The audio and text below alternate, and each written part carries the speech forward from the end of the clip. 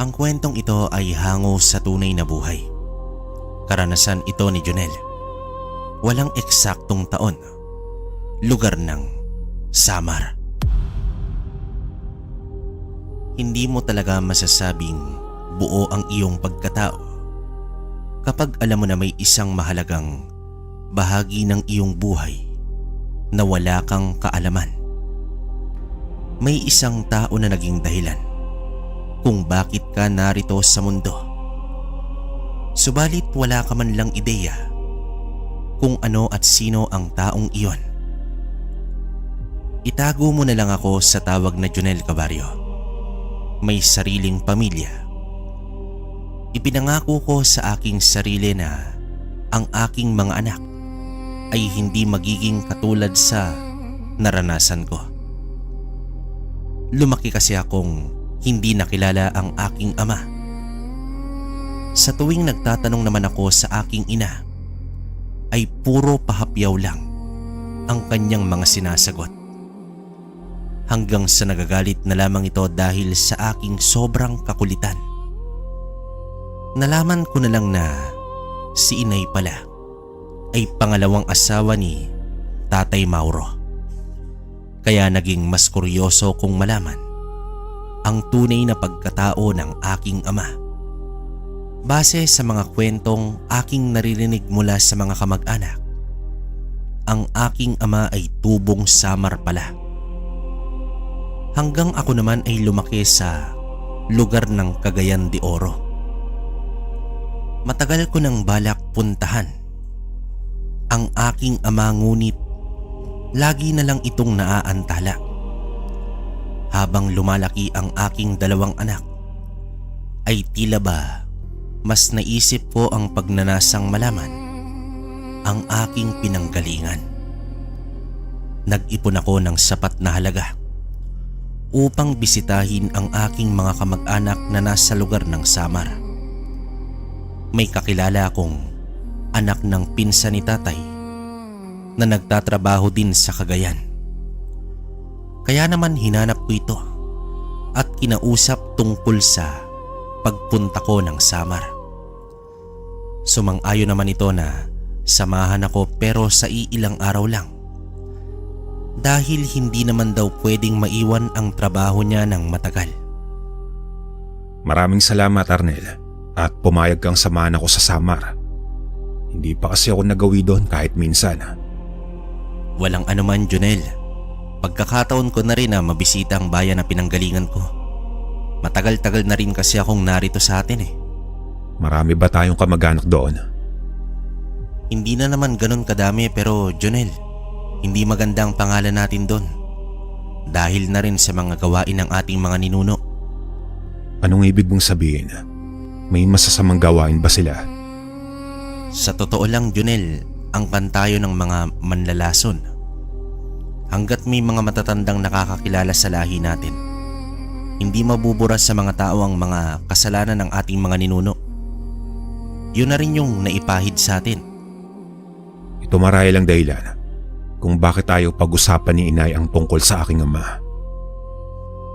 Ang aking biyahe sa Samar ay ipinaalam ko ito sa aking asawa, pero hindi sa aking ina.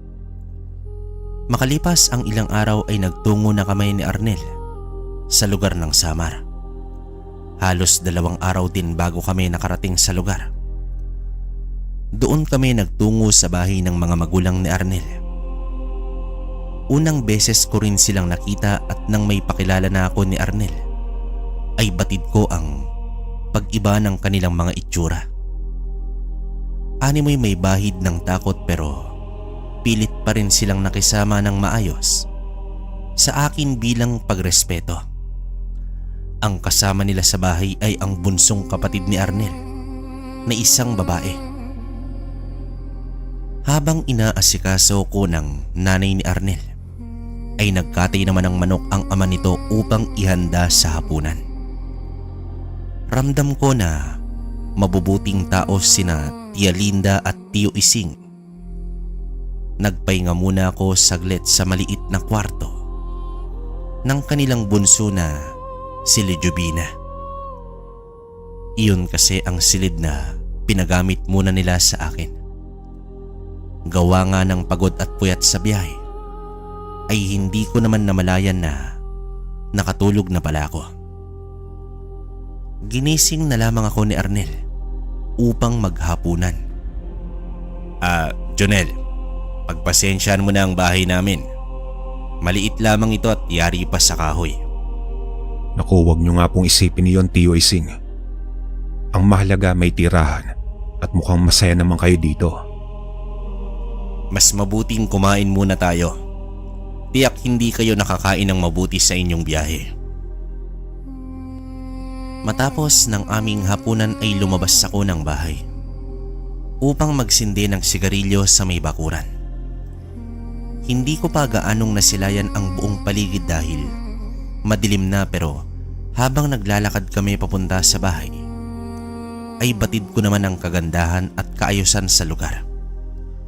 Malayo ito sa may syudad na kinalakihan ko. Pareho pala kayo ni Mauro.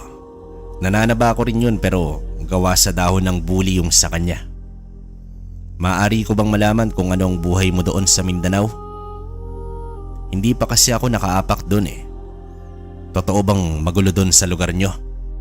Sa katunayan po, Tio, mas malaking bahagi ng Mindanao ang tahimik at walang giyera. Yung labanan lang kasi ng mga rebelde at sundalo ang madalas na ibabalita. Pero malayo po yun sa amin. May sarili na rin kasi akong pamilya, Tio, at may 2 anak. Isa po akong bisor sa isang kumpanya. Mukhang maganda pala ang buhay mo doon. Ano naman ang dahilan bakit ka napabakasyon sa amin? Matagal ko na po kasing gustong malaman ang kwento ng aking ama. Hindi kasi ibinahagi ni Inay ang tungkol kay Tatay Mauro. Sa tingin ko nasabi na sa iyo ni Arnel ang tungkol sa tingin ng mga tao dito sa angka natin. Opo, Tio Ising. Kaya nga mas naging interesado akong malaman ang buhay ni Itay dito. Alam mo, Jonel, ilang taon lang naman ang tanda ng tatay mo sa akin. Pero hindi kami naging malapit sa isa't isa. Gawa ng inilayo kami ng aking ama sa pamilya ng tatay mo. Pero kung nais mong malaman ang lahat, puntahan mo ang iyong lolo Pedring. May lolo pa po pala ako. Saan ko po siya matatagpuan? Kinabukasan ng tanghali, sinamahan ako ni Arnel sa kabilang bayan kung saan ko matatagpuan si Lolo Pedring. Nakarating kami sa isang malaking bahay. 2 lalaki ang sumalubong sa amin. Nakilala ko naman sila Tio Abner at Tio Isagani. Nang malaman nila na anak ako ni Mauro, ay laking tuwa ng mga ito. Pinisil-pisil pa nila ang aking katawan at halatang ikinatutuwa nila ng lubos nang makita ang kanilang pamangkin. Ang anak ni Kuya Mauro, mabuti naman at naparito ka. Alam mo ba, sa bahay na ito ka mismong ipinanganak, Jonel. Tandang-tanda ko pa noon nang ikaw ay isilang. Pero hindi rin nagtagal, umalis din kayo ng iyong ina. Kamusta na pala si Mirasol? Mabuti naman po siya. Sa katunayan, ngayon ko lang nalaman na dito po pala ako ipinanganak. Matapos ang mga tagpo, ay may isang matandang lalaki ang lumapit. Nakangiti si Lolo Pedring na humarap sa akin. Subalit ilang saglit lang ay napaluha na ito. Kahit unang beses ko lang na nasilayan si Lolo, ay napakagaan na ng aking pakiramdam sa kanya. Niyakap ko naman siya at walang patid na nagpapasalamat ito sa aking pagbabalik. Sa pagkagalak ni Lolo, ay nag-utos ito agad na maghanda ng maliit na piging. Agad namang kumilos ang aking mga tiyo. Pakiramdam ko tuloy, isa akong napaka-importanteng tao sa araw na iyon. Masaya naming pinagsaluhan ang hapunan. Ni walang bahid ng kasamaan ang aking nasilayan sa gabing iyon. Sa kabila ng pagiging manlalason ng aming angkan, Sa katunayan, kabaryo, hindi ko alam kung papaano uumpisahan ang aking sadya. Kaya naman minabuti ko muna ang pagiging magaan ng sitwasyon. Matapos kong ayusin ang mga gamit sa kwarto, ay nakita ko naman si Lolo na mag-isa sa may terasa ng bahay. Nakasandal ito sa upuan habang pinagmamasdan ang kabilugan ng buwan. Sa katunayan, matagal ko nang inaasahan na paparito ka, Junel, upang alamin ang katotohanan sa iyong amang si Mauro. Saksi ang buwan na yan nang mapasakamay ang ama mo ng isang nilalang na kung tawagin ay Gabunan. Gabunan? Ano po yun, Lolo? At ano po ba talaga ang nangyari kay Itay? Sa isang liblib na baryo, sa lugar ng Samar na ganap ang labanan sa pagitan ng mga manlalason at antingero. Pinamumunuan ang mga manlalason ng isang matandang nagngangalang Sulpicio, ang lolo ni Mauro. Sa kadahilan ng napapangibabawa na sila ng mga antingero, ay pinatakas na nila itong si Sulpicio. Habang tumatakbo ang matanda, ay nasalubong ito ng batang si Mauro. Agad niya naman itong tinanong kung bakit nasa ganoong sitwasyon ang kanyang lolo. Tumugon ito ng mga salitang nagbibigay labis takot kay Mauro. Tila nagpapahayag na ito ng kanyang katapusan. Hindi man ito naintindihang lubos ay pinilit ng bata na dalhin ang matanda sa kanilang bahay. Subalit tumanggi ang matanda dahil ayaw nitong madamay sila sa kanyang laban. Bagkus ay isinama nito ang bata sa loob ng kagubatan at doon niya inihayag ang nalalapit niyang katapusan. Sa mga panahong iyon ay 15 anyos pa lamang si Mauro.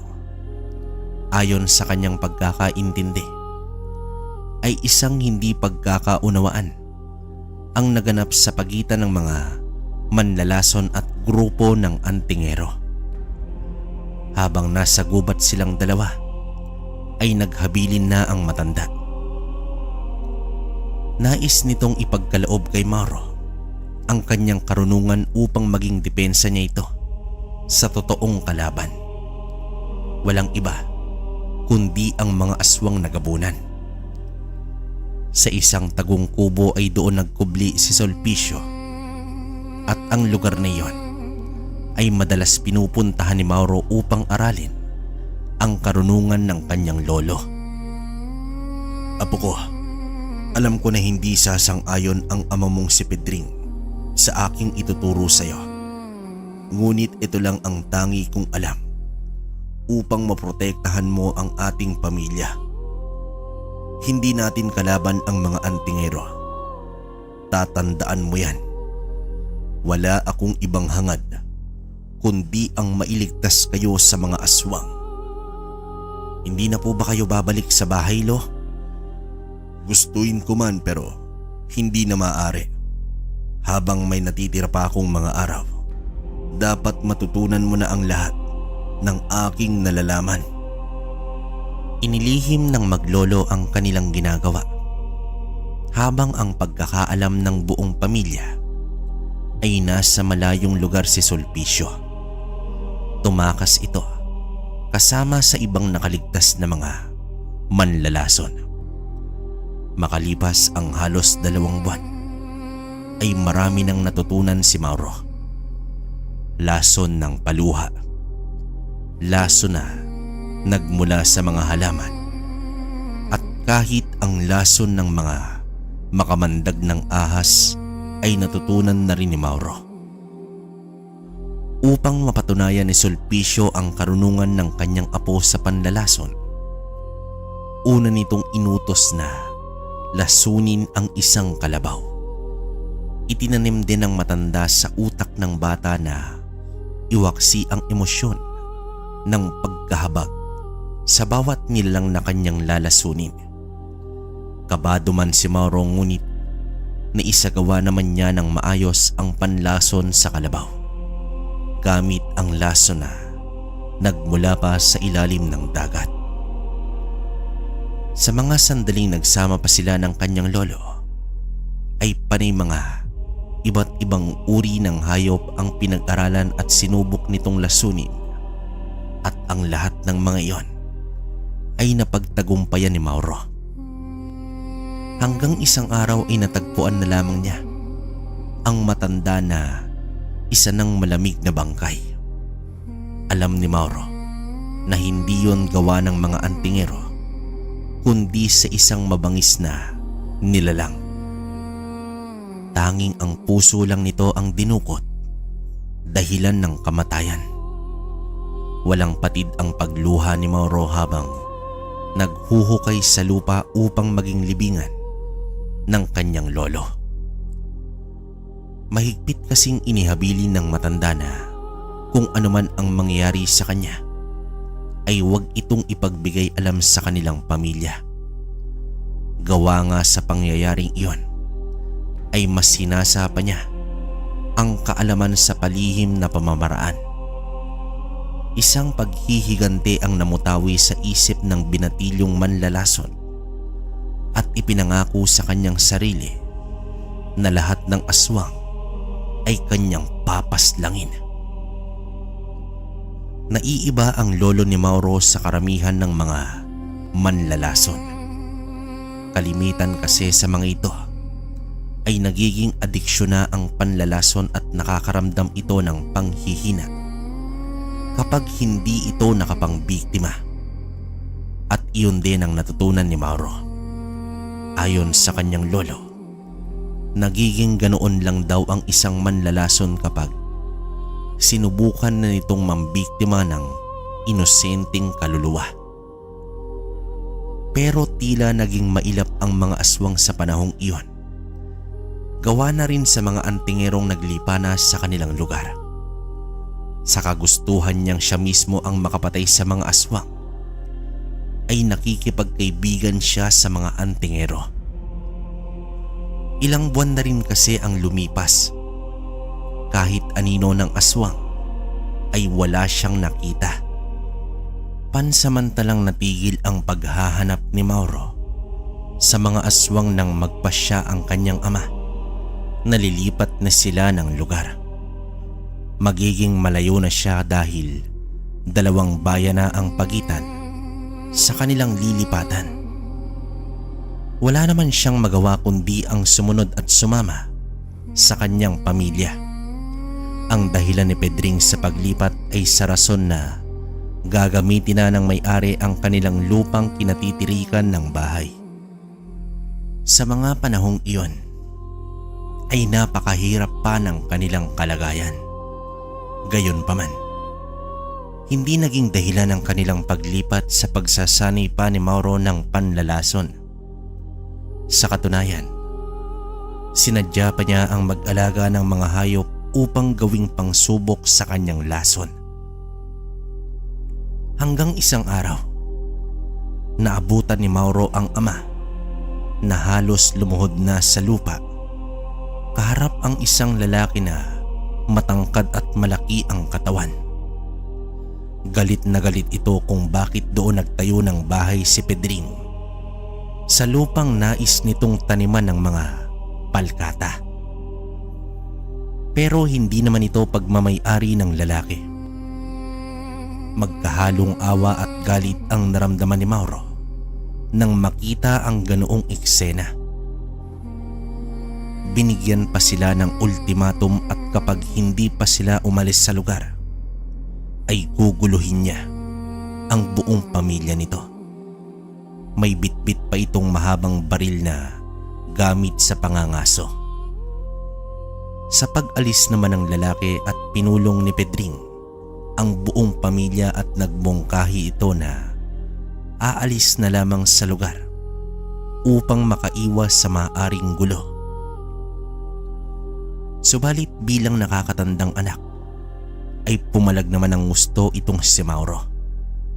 Kalilipat at katatayo pa lamang ng kanilang bahay, aalis na naman sila.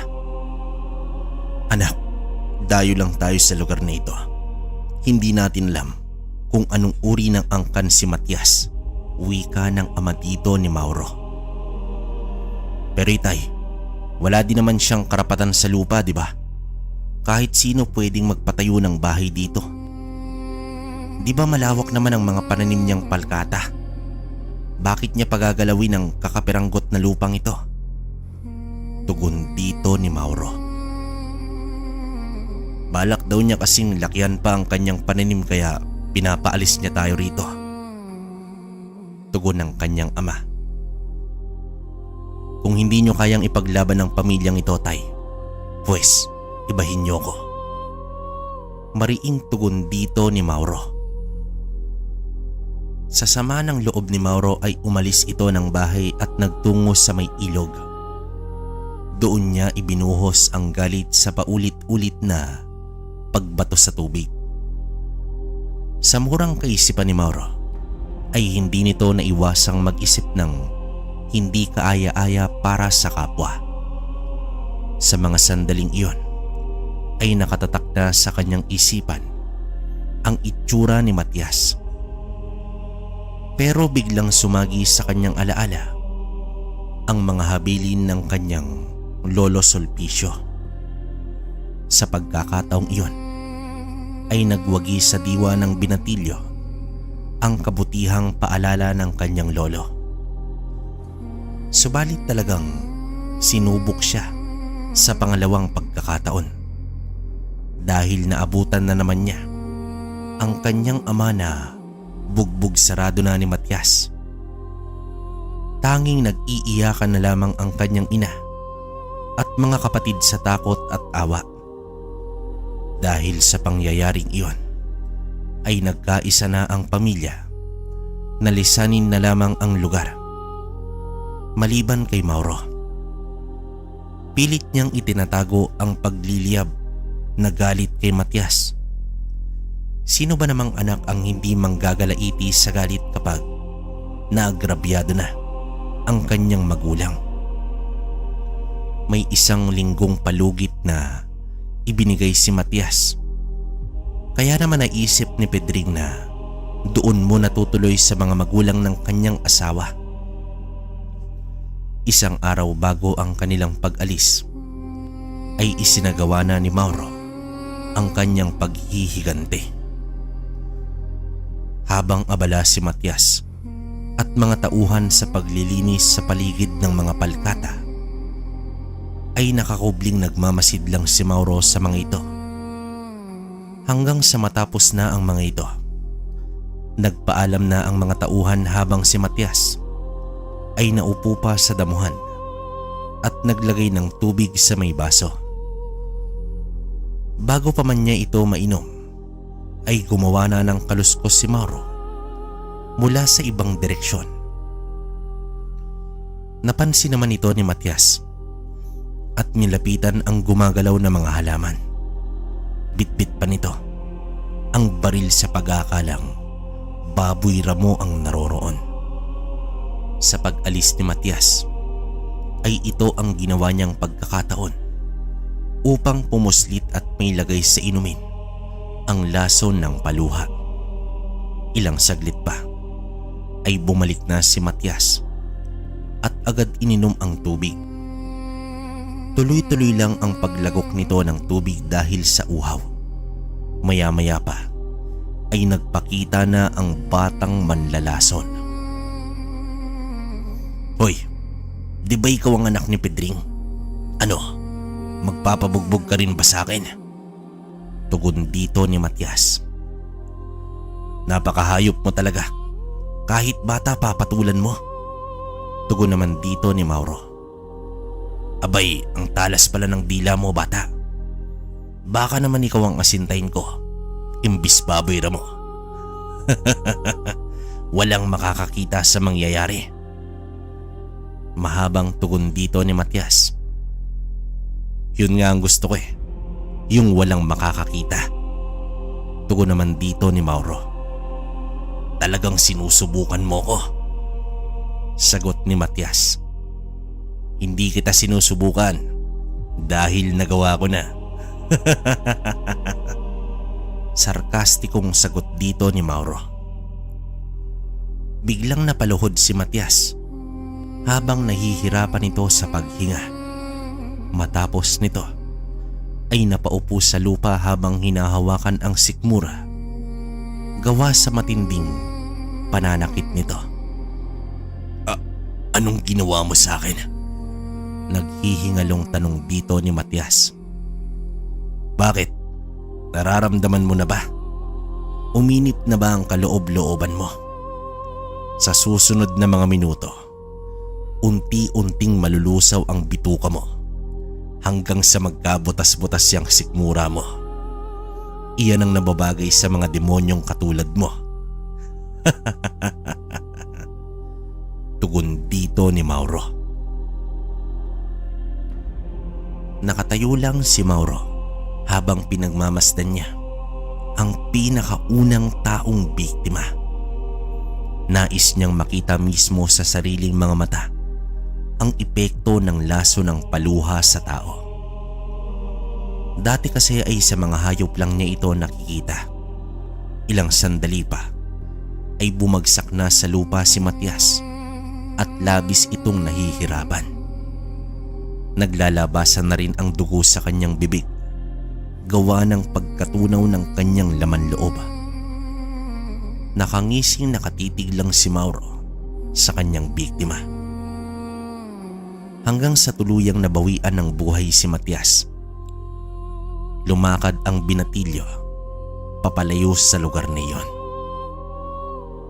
Sa kanilang pag-alis ay naging panatag ang pakiramdam ni Mauro dahil naipaghiganti niya na ang kanyang ama. Hindi man ito alam ng kanyang pamilya ay nawala na ang bigat sa damdamin ng manlalason dahil sa kanyang ginawang pagpaslang kay Matias. Sa mga sandaling iyon, kahit pa sumasagi kay Mauro ang mga pangaral ng kanyang lolo ay tila ba binabaliwala na lamang niya ito. Napagtanto niya kasi ang magiging pakinabang ng kanyang karunungan kontra sa mga taong manggugulo sa kanilang buhay. At sa kanyang murang kaisipan ay hindi niya namalayan ang unti-unting pag-usbong ng ugat ng kasamaan sa kanyang pagkatao. Sa kanilang paglipat sa lugar ng kanyang ina, medyo hindi niya nagustuhan ang sinabi ng kanyang lolo. Hindi man direktang sinabi pero tila ayaw nito na magtagal sila sa lugar. Ayaw naman ni Mauro na humantong pa siya sa panahong pati ang kadugo niya ay kanyang lalasunin. Kaya naman nagsikap siya na makakita ng trabaho upang makatulong sa pag-iipon para makalipat na sila ng lugar. Namasukan siya bilang tagahugas pinggan sa isang karinderya. Sa edad na 18 ay doon niya naman nakilala si Margarita, isang tagasilbi sa karinderya. Dahil sa dalagang iyon ay pansamantalang na isang tabi ni Mauro ang kanyang paghihigante sa mga aswang. Naging positibo at makulay ang buhay niya sa mga panahong iyon nang umiibig siya sa pinakaunang pagkakataon. Makalipas ang ilang buwan ay nakapagbukod na rin ang pamilya ni Mauro. Kahit papaano ay nakapagpatayo sila ng maliit na bahay, pero mas malayo na ito sa kanyang pinagtatrabahuan. Tiniis ni Mauro ang maglakad ng halos 1 oras papuntang karinderya sa araw-araw. Nagbabalak na rin kasi itong bumuo ng pamilya kasama si Margarita. Hindi naman dumaan sa butas ng karayom si Mauro dahil pawang mabait naman ang mga magulang ng kanyang kasintahan. Makalipas ang 1 taon ay naganap na nga ang kasalan sa pagitan nila Mauro at Margarita. Sa isang napakapayak na handaan ay nagkaisang dibdib ang dalawang magkasintahan. Sa sipag at tiyaga ni Mauro ay nakapagpatayo ito ng maliit na kubo sa pagtutulungan na rin nila ni Margarita. Ngunit mas napapalayo pa sila sa karinderya dahil sa lokasyon ng kanilang munting tahanan. Nasa 3 buwang pagbubuntis na ang kanyang asawa ay patuloy pa rin itong nagtatrabaho, sabay silang aalis at uuwi na mag-asawa. Hanggang isang gabi, muling lumabas ng bahay si Mauro dahil may nakalimutang sangkap sa lulutuing ulam para sa hapunan. Habang naglalakad na siya pabalik ng bahay, ay may napansin siyang malaking ibon sa kanilang bubong. Mas malaki pa ito sa manok. Hindi naman ito agila dahil kawangis nito ang isang uwak. Sa pagsipat niya sa loob ng bahay ay naaninag niya ang anino ng asawa. Nagmadali naman siyang lumapit dahil nakakaamoy na rin siya ng masangsang na amoy sa buong paligid. Pumulot naman siya ng bato at ibinato kagad sa nilalang, subalit lumipad na ito kagad bago pa man niya matamaan. Alam ni Mauro na hindi iyon ordinaryong ibon. Sa pagpasok niya ay nakangiti naman si Margarita at agad inabot ang sangkap. Mukhang maayos naman ito, pero malakas ang pakiramdam niya na may umaaligid na aswang sa kanilang bahay. Hindi na lamang niya ito binanggit sa asawa upang maiwasan ang takot. Nang lumalim pa ang gabi ay hindi pa rin inaantok si Mauro. Sa loob ng ilang taon, hindi niya na ginawa ang panlalason at muli itong bumalik sa kanyang alaala. Pati ang mga itinuro ng kanyang lolo Sulpicio tungkol sa paglaban sa aswang gamit ang lason. Inasahan na ni Mauro na muling bibisita sa kanila ang pinaghihinalaan niyang aswang, kaya naghanda na siya ng iilang pangontra. Kinabukasan, habang abala si Margarita sa paghahanda ng agahan, ay nanguha naman si Mauro ng bagakay upang gawing mga sibat. Napakunot noon naman ang asawa sa ibinigay na dahilan ni Mauro na para daw iyon sa mga mababangis na hayop na maliligaw sa kanilang bahay. Ilang gabi din siyang nag-abang sa pagbabalik ng nilalang. Ang dulo ng mga sibat ay pinahiran niya ng lason. Maigi niya itong inilagay sa lugar kung saan hindi may kita ni Margarita dahil baka aksidenteng malason pa ito. Kapag may pagkakataon ay naghahanap naman siya ng antingero upang isangguni ang bagay tungkol sa aswang. Subalit kahit isa ay wala siyang natagpuan.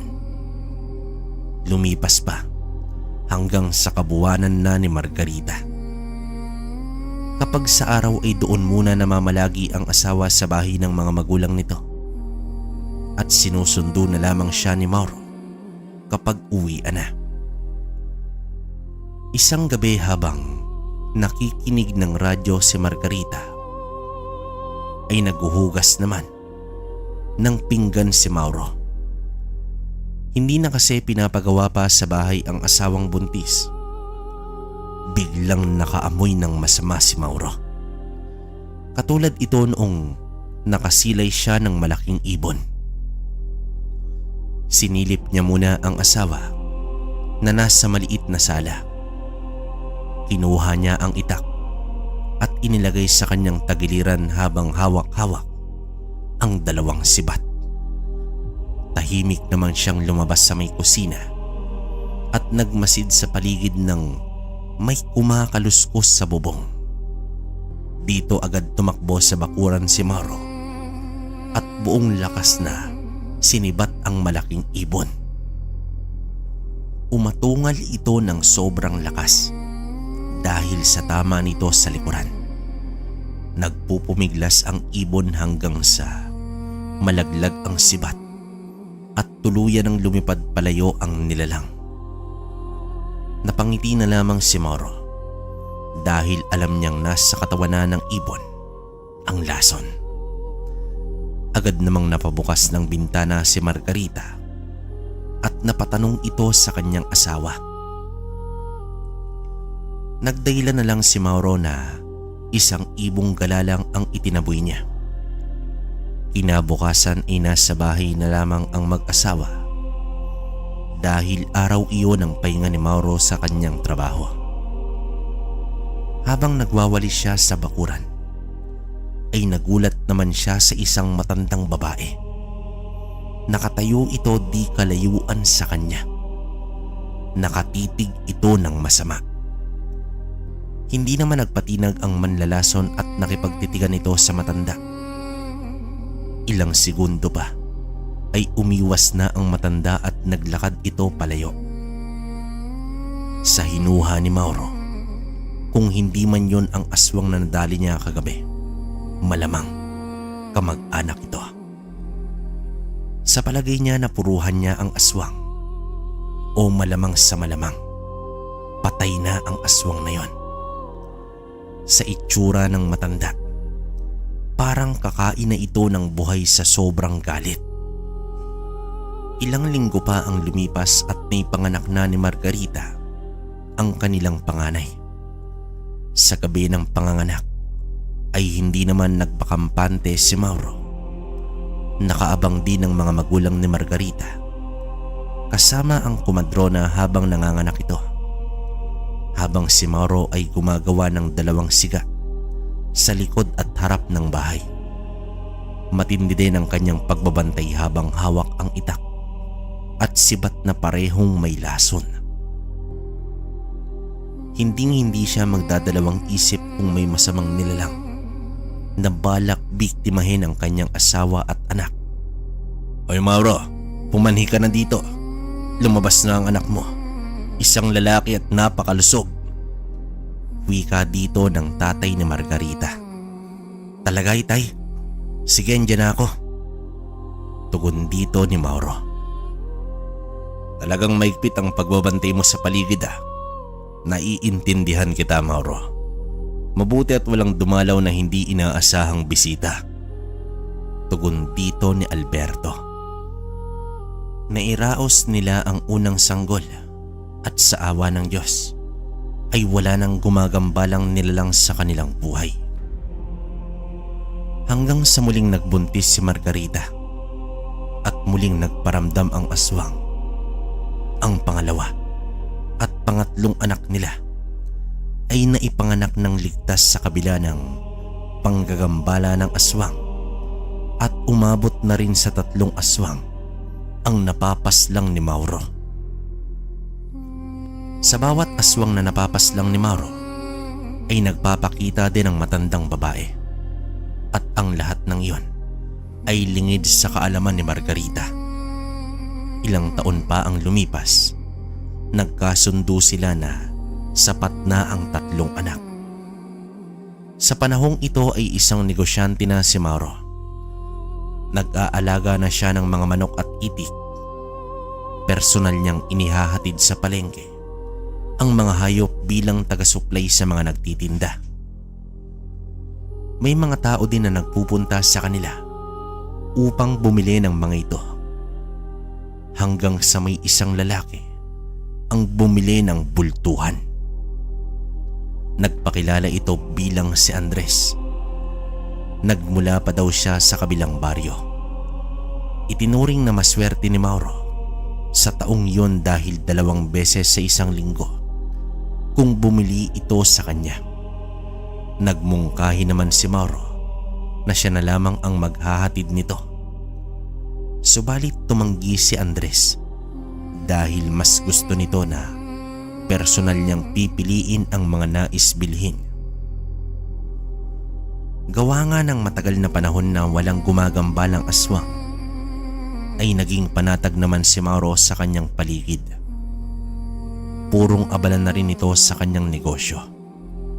Umabot na kasi siya sa kabilang bayan sa pagbebenta ng mga hayop. Pero ang hindi nawawala sa ugali ni Mauro ay ang pagdadala niya lagi ng lason. Hanggang isang araw ay naimbitahan siya sa isang piging sa bahay ni Andres dahil kaarawan daw ng anak nito. Bilang suki niya na ang lalaki ay hindi na siya nakatanggi pa. Bandang hapon nang dumating si Andres kasama si Mauro sa lugar nito. Hindi inasahan ni Mauro na iyon ang kanyang maaabutan sa lugar ni Andres. Iniisip niya kasi na malaki ang bahay nito na yari sa semento at may tindahan ng mga karne ng manok at itik. Subalit, sa isang liblib na lugar pala ang bahay nito.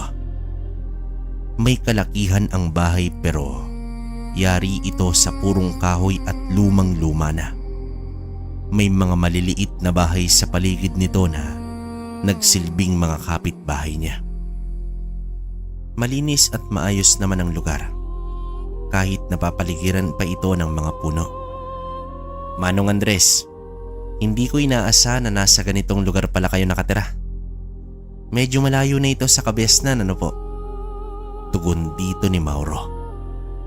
Mas gusto ko kasing manirahan sa ganitong lugar, Mauro. Tahimik, payapa at malapit sa kalikasan. Turan naman dito ni Andres. Sabagay, pero dito niyo po ba dinadala ang mga inaangkat niyong mga manok sa akin? Tanong dito ni Mauro. Alam mo kasi, Mauro, napakahilig sa karne ng manok at itik ang mga kapitbahay ko. Sa kanila ko na ibinebenta. Siya nga pala ipapakilala kita sa aking ina na nagdadaos ng kaarawan ngayon. Sagot dito ni Andres. Nasa isang mahabang mesa sa bakuran ng bahay, naroroon ang mga bisita. Katakot-takot sa daming karning inihanda. Hindi niya makilala kung alin dito ang baboy o manok. May lechong baka pa sa pinakagitna ng mesa. Malugod at mainit naman siyang tinanggap ng mga tao doon pero batid niya na siya lang yata ang tagalabas na naimbitahan sa okasyon. Nagkakasiyahan at nagkakainuman ang lahat. Sa unang tingin ay isang normal na handaang probinsya ang naganap hanggang sa pumatak na ang dilim. Nasa labas ng bakod na kaparada ang motorsiklo ni Mauro na nasa ilalim ng isang puno.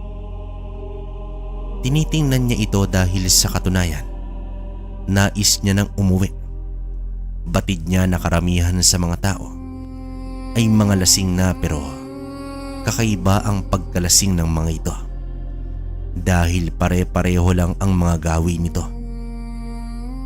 Para bang lahat nakangiti sa isa't isa at naghahawakan pa ng mga sarili. Panaylantak naman si Mauro sa mga ulam upang hindi agad siya malasing. Habang kumakain at nakikitawa sa mga biruan, ay nabaling ang tingin niya sa isang matandang babae na nakatayo sa gilid ng isang bahay. Nakangiti naman ito sa kanya at nakatitig. Sa kanyang pagsipat ay laking gulat na lamang ni Mauro dahil ang matandang iyon ay ang nilalang na laging nagpapakita sa kanya sa tuwing may napapaslang siyang aswang noon. Tila hindi rin nagbago ang itsura nito kahit ilang taon na ang lumipas. Lumingon-lingon pa si Mauro dahil hinahanap niya si Andres ngunit hindi niya ito nakita. Mas nagulat pa si Mauro nang may lumapit sa matanda na isang babae at sa pag-uusap nila ay tila ba kakilala nila ang matanda. Naglakad naman ang dalawa papalapit sa mahabang mesa hanggang sa umupo mismo sa tapat ni Mauro ang matanda at nanatiling nakangisi ng masama. Batid ni Mauro na normal naman ang akto ng mga tao sa buong paligid. Napasulyap ang manlalason sa isang kutsilyo na nasa gilid ng litsyong baka. Sa pagtapik ng matanda sa mesa ay biglang natahimik ang lahat. Ang mga tao sa paligid ay biglang huminto sa ginawa at nakatulala lamang. Maya-maya pa ay naglakad na papalapit si Andres at tumayo ito sa likod ng matanda. Mauro, nais kong ipakilala ang aking ina. Ang pinakamamahal kong ina. Sambulat dito ni Andres. Laking gulat na lamang ni Mauro dahil sa kakaibang pagkakasabi ni Andres na nakangiti pa. Hanggang hinawakan na si Mauro ng dalawang kalalakihan na nasa kanyang tabi. Mahigpit at malakas ang pagkakahawak nito dahilan upang hindi siya makagalaw sa kanyang kinauupuan. Sa wakas, inay, narito na sa iyong harapan ang taong pumaslang sa mga kalahi natin. Sambit dito ni Andres. Anong ibig sabihin nito, Manong Andres? Pagtatakang tanong naman dito ni Mauro. Sabi ni inay ay mailap ka raw. Pero napakadali mo palang hulihin, Mauro. Tugon dito ni Andres. Kinaladkad siya ng mga kalalakihan at inilagay sa isang kulungan na yari sa kawayan at malalaking baging. Dito na napagtanto ni Mauro na nasa kuta pala siya ng mga aswang. Biglang nanumbalik ang kasiyahan sa lugar na para bang may higit pa sa kaarawan ang pinagdiriwang. Pilit naman siyang naghanap ng malalabasan sa kulungan, subalit napakatibay ng pagkakagawa nito. Kung may itak lamang siya ay tiyak na makakalabas ito. Lalo pa, wala man lang bantay. Gumawa ng malaking siga ang mga nilalang at doon sila pumalibot. Ilang saglit pa ay dumating si Andres. Hintayin mo na lang ang takdang oras, Mauro. Pero bago yon, may uunahin muna ako. Pakawalan mo ko dito, Andres. Nalinlang mo ko. Ganyan naman talaga kayong mga tao. Napakadaling isahan. Sa oras na makawala ako dito, pagsisisihan mo. Pasalamat ka dahil may uunahin pa akong lalantakan. Yung tipong pagsisisihan mo kung bakit ka pa bumuo ng pamilya. Hayop ka, Andres. Huwag mong idamay ang pamilya ko dito. Bakit, Mauro? Di ba 3 sa mga kalahi ko ang pinaslang mo? Nararapat lang na may ganti ang ginawa mo. Demonyo ka, Andres. Maawa ka sa pamilya ko. Huwag mo silang idamay. Ako na lang. Paano ba yan? Kanina pa kumakalamansi mura ko. Diyan ka muna, ha? Huwag kang mainip. Wala nang nagawa pa si Mauro kundi ang sumigaw at murahin si Andres habang tumatawa ito papalayo. Napaupo na lamang si Mauro habang umiiyak dahil sa pangamba niya sa maaaring gawin ni Andres sa kanyang pamilya. Sa kabila kasi ng mga pangyayari ay walang kaalam-alam si Margarita na may mga aswang na pala ang umaaligid sa kanila noong nagbubuntis pa lamang ito. Samantala, habang umuusod ang oras ay tumitindi naman ang pag-aalala ni Mauro sa kanyang pamilya. Kailangan niya nang makawala, subalit mula sa kanyang kinalalagyan ay nasipat niya ang ilang aswang na naglalakad sa paligid at ganoon na lamang ang pagkagulat niya nang malaman niya na ang iilan sa mga aswang ay mga gabunan pala. Hanggang sa may isang lalaki ang papalapit sa kanya may nakalagay itong itak sa tagiliran. Nag-abot ito sa kanya ng inumin na nakalagay sa isang bao. Ipinasok ng lalaki ang kamay na mayroong hawak na inumin. Biglang hinila ni Mauro ang kamay at nadikit ang mukha nito sa may kulungan. Agad sinampakan ni Mauro ng lason ang bibig ng lalaki. Buong lakas namang hinawakan nito ang kamay ng lalaki habang nagpupumiglas ito. Ilang segundo pa ay nanghina na ang lalaking iyon at halos hindi na ito makahinga. Nang malagutan ito ng buhay, ay dito na kinuha ang itak at ginamit upang sirain ang kulungan. At nang makalabas ay hinila niya sa bahaging madilim ang katawan ng lalaking kanyang pinatay. Pumasok siya sa isang kubong maliit. Kumuha siya ng mga apog sa lutuan nito at hinalo niya ang natitirang lason. Matapos nito ay inilagay niya sa isang supot. Nilagyan ng bato at pinalobo niya ito. Itinapon niya pataas ang supot, eksaktong babagsak sa gitna ng mga nagkukumpulang mga aswang. Sa paglapag naman ito sa lupa ay sumabog ang supot dahilan upang kumalat ang apog na may halong lason. Natigilan ang mga nilalang hanggang sa isa-isang nakakaramdam ng paghirap sa paghinga ang mga nakakalanghap. Hanggang sa nagkagulo na ang mga nilalang sa pag-iwas habang hinihila palayo ang mga kasamang naapektuhan na ng lason. Ginamit ni Mauro ang pagkakataong iyon upang tumakas. Laking pasalamat na lamang niya na naroroon pa rin ang motorsiklo sa ilalim ng puno. Agad niya naman itong pinaandar at humarurot ng takbo. Huli na nang napansin ng mga aswang ang kanyang pagtakas. Napansin pa niya na may iilang aswang lipad ang humahabol sa kanya. Kaya naman mas pinilisan pa niya ang motor hanggang sa nakaabot na sa may sentro ng baryo kung saan maraming tao pa ang naroroon. Kaya naman tumigil na ang mga aswang sa paghabol sa kanya. Halos paliparin na ni Mauro ang motor sa tindi ng kanyang pag-aalala para sa kanyang pamilya. Isang tahimik na bahay ang naabutan ni Mauro ng gabing yon. Sa pagsipat niya sa buong paligid ng bahay ay maayos naman. Bukas ang mga ilaw sa labas at loob ng bahay. Ngunit nakapagtatakang hindi lumabas si Margarita upang salubungin ang asawa. Dito na kinabahan si Mauro.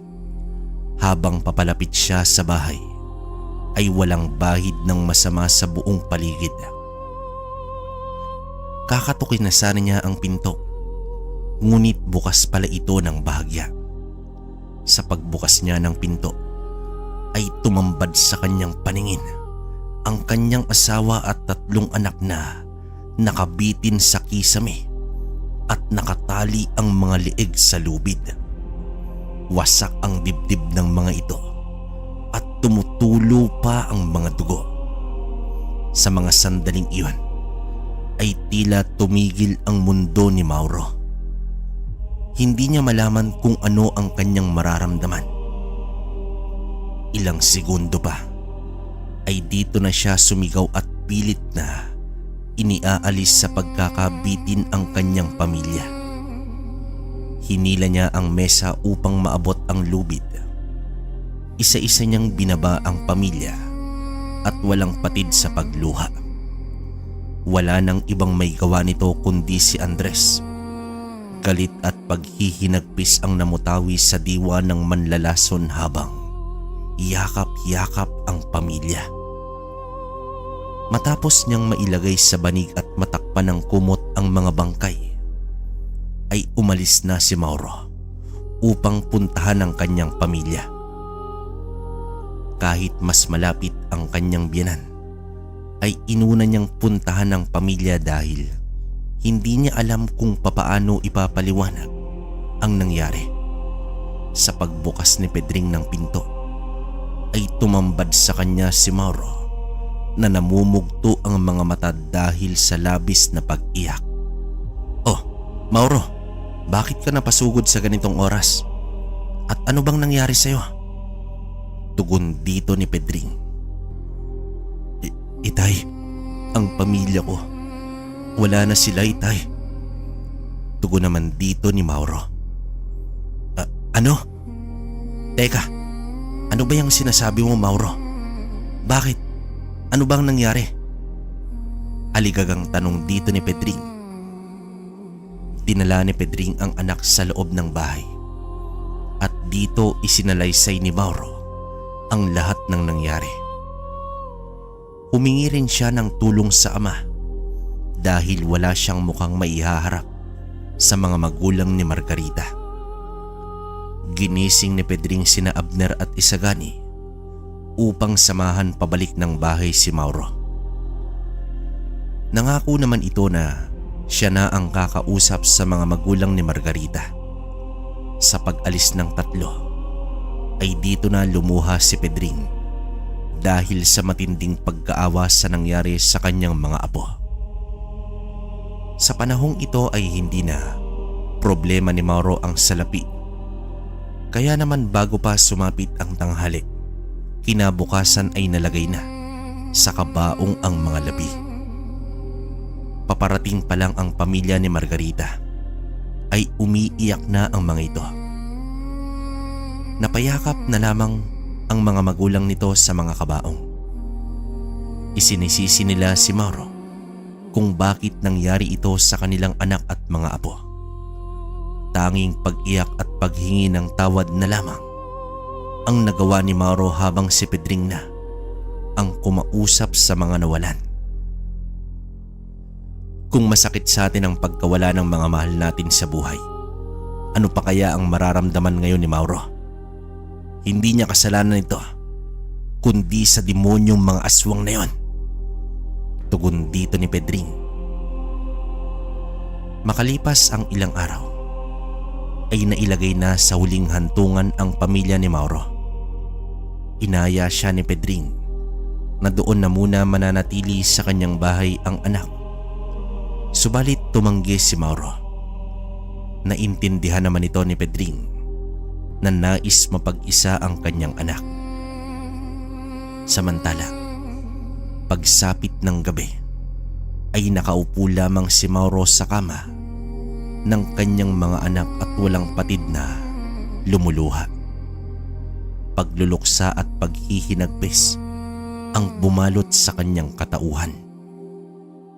Ipinagtanggol lamang niya ang mga anak noon sa panganib na dulot ng mga aswang.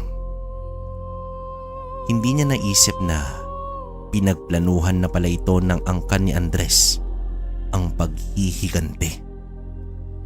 Pinapakampante lamang siya ng mga ito bago tuluyang umatake. Sa gitna ng kanyang pagluluksa ay may tumawag sa kanya at kilala niya ang boses na iyon. Talagang hinahamon mo ako, Mauro.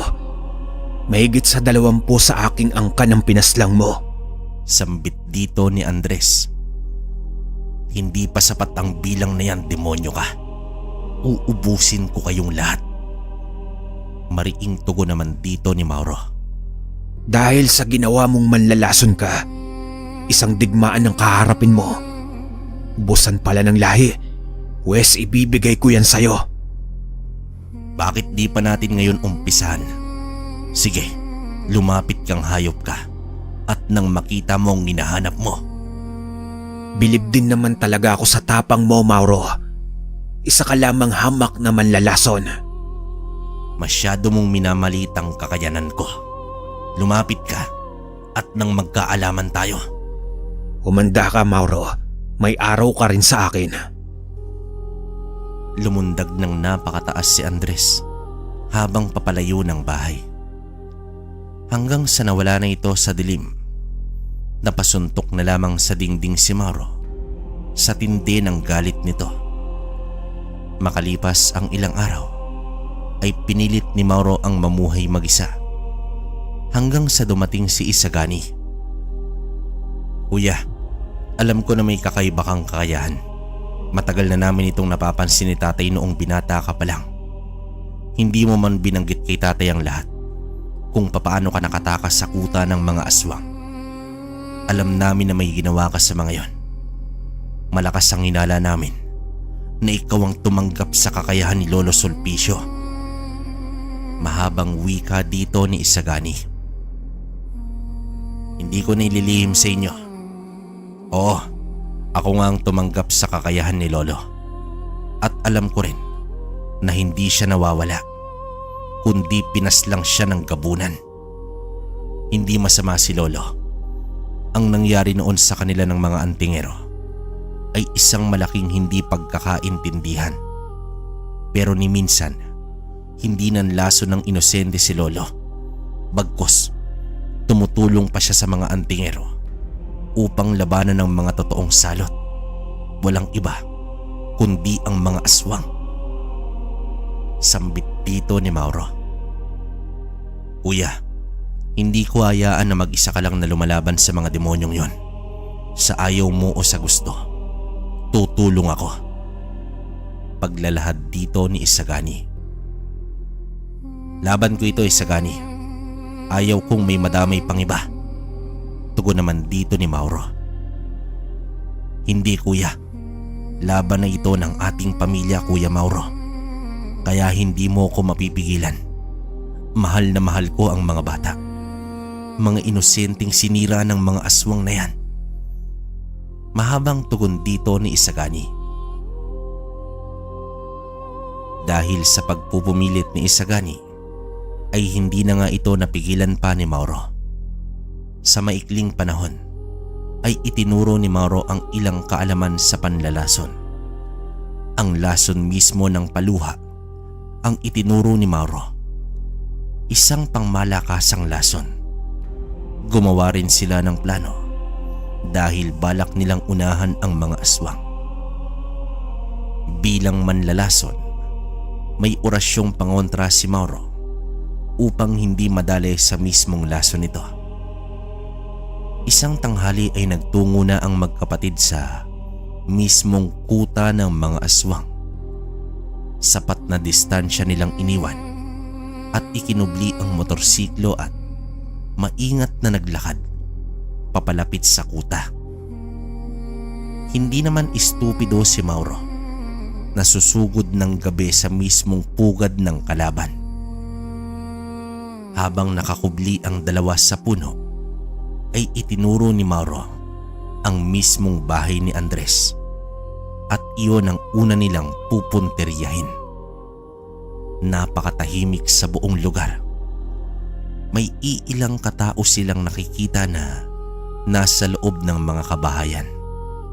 Taliwas talaga ang galawan ng mga aswang kumpara sa mga ordinaryong tao. Tila ba nagkukubli ito sa ilalim ng bubong. Magkahalong uri ng mga aswang ang nanirahan sa lugar.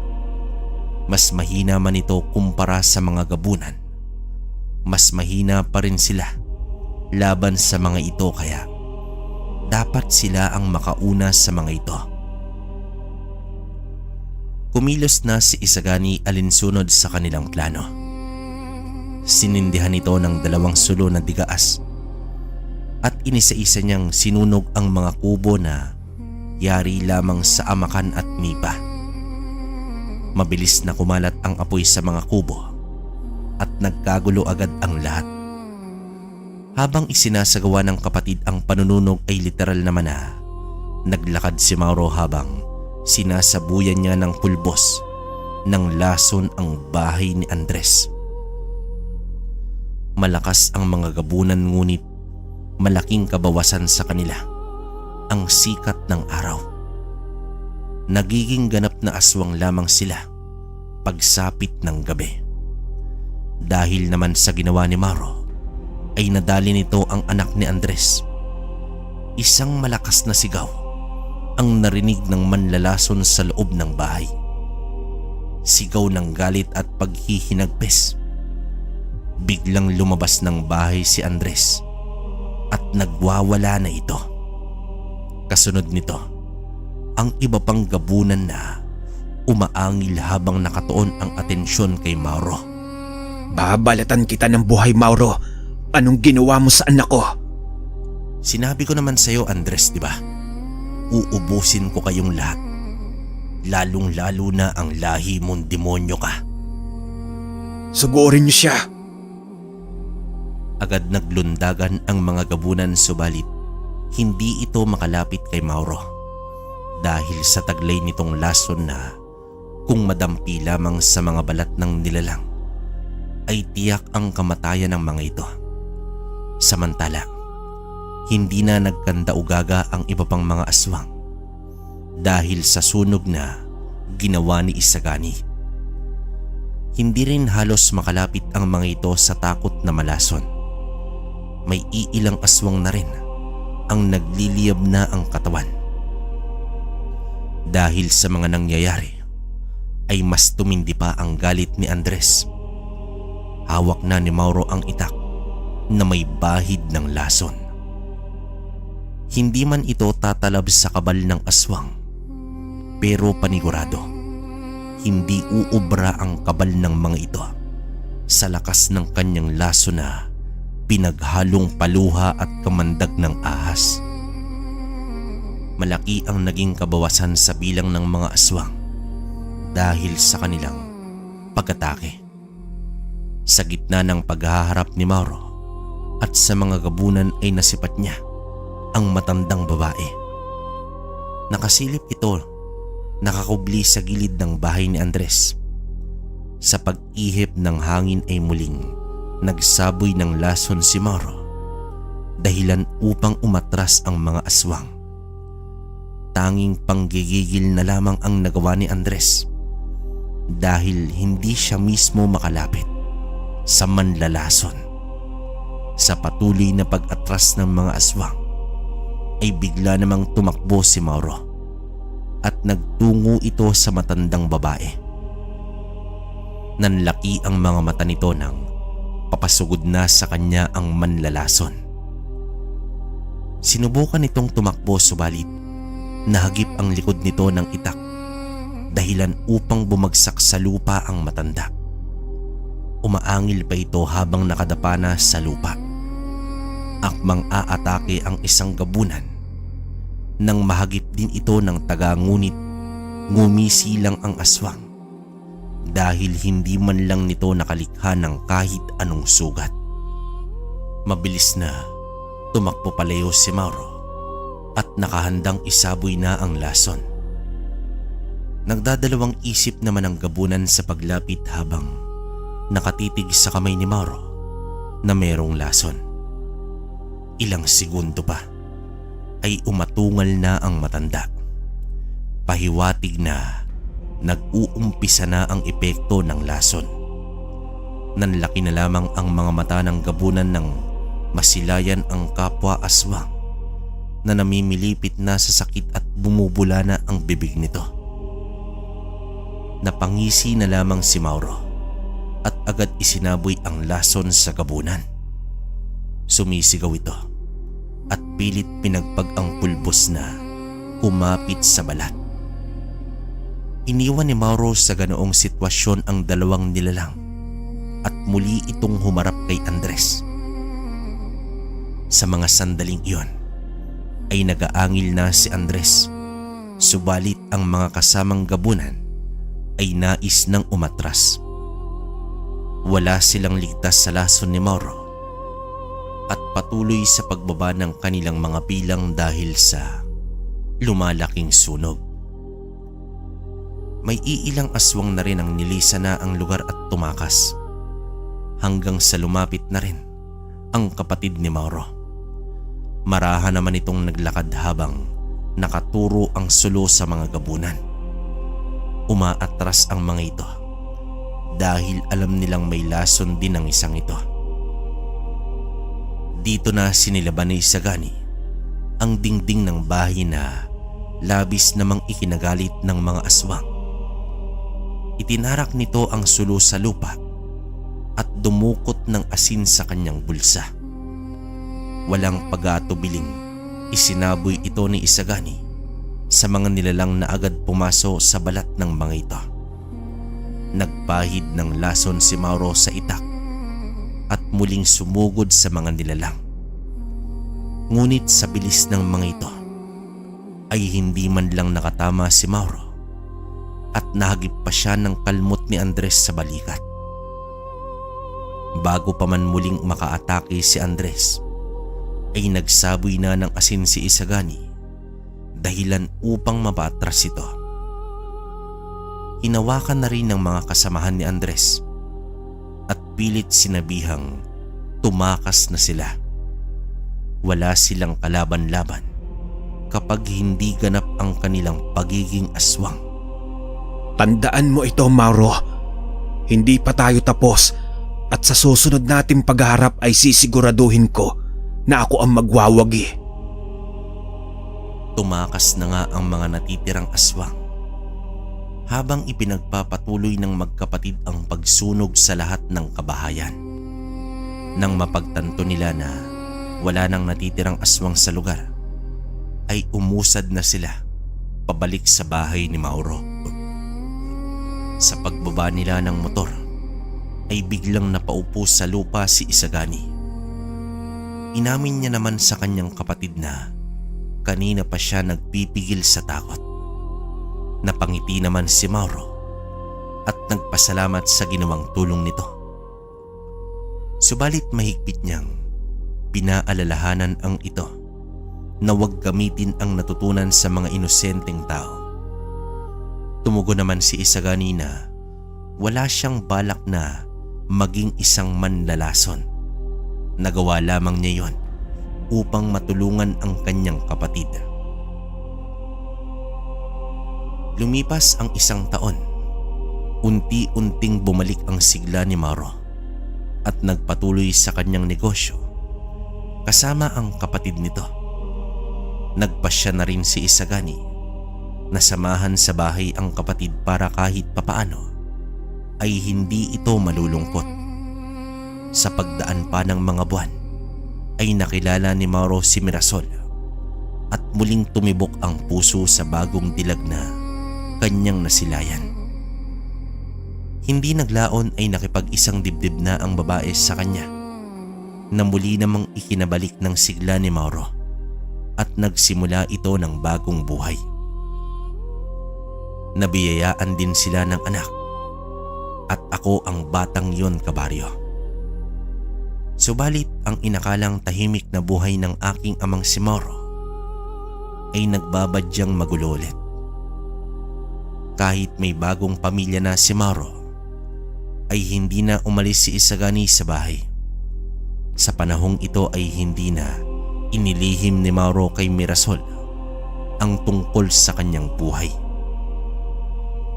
Mahirap man natanggapin ang pagiging manlalaso ni Mauro, ay wala nang nagawa pa si Mirasol, pero nakiusap ito na ititigil niya na ang ganoong gawain. Kahit sa mga aswang lang niya ito ginamit, ay tutol pa rin ang asawa dahil magiging mitya lang ito ng kanilang kaligtasan. Batid ni Isagani na may bahid ng pagsisisi si Mirasol kung bakit niya pinakasalan si Mauro. Gawa nga sa nakaraan nito, pinaslang pala ng aswang ang kanyang ina at kapatid, kaya ganoon na lamang katindi ang takot nito sa mga nilalang na iyon. Subalit sadyang hindi makakapayag si Andres na hindi makaganti kay Mauro. Isang gabi, habang masayang nagkwekwentuhan ang pamilya, ay biglang kumalabog ng malakas ang kanilang dingding at halos mawasak pa ito sa kabila ng tibay ng kahoy na ginamit dito. Bumulaga sa kanila ang alaga nilang kalabaw na halos mawalan na ng buhay na nakasalampak sa dingding, at ang pangyayaring iyon ay si Andres ang may kagagawan. Tumambad sa kanila ang 5 gabunan kabilang na si Andres bilang pinuno ng mga ito. Halos mabaliw naman si Mirasol nang makita niya ang itsura ng mga aswang. Inabisuhan ni Mauro ang kapatid na ipasok sa kwarto ang kanyang mag-ina. Ang gabing yon ay inasahan na rin ng magkapatid ang posibleng pag-atake ng mga aswang.